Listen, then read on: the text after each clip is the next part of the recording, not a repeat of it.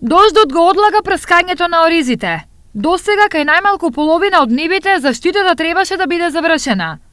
Но работата на оризарите им оди многу тешко, зашто времето е променливо и многу неповолно за вршење на заштита. Започнеме за прскањето. Прскањето, се дождовето, тешко иде. Не дава времето, климатските услови не се доволни. Од сабајле, сонце, поручок, дожд, а на дожд не се прска.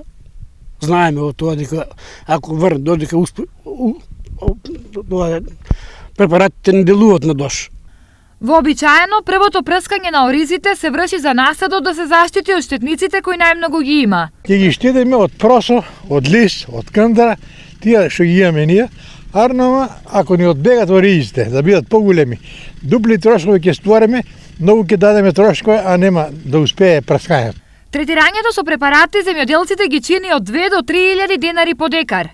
Но сумата воопшто нема да е проблем доколку истите се квалитетни и ги заштитат оризовите насади.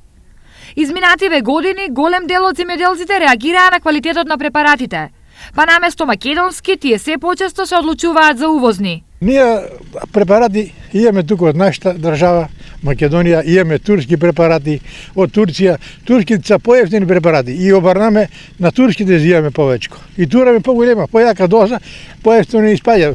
Битка за храна, да се уклопиме да можеме, тоа се бореме. Лани што прскаме од тие турските, ми задоволни сме. Не се лоши препарати. Инаку досега оризот има добра вегетација.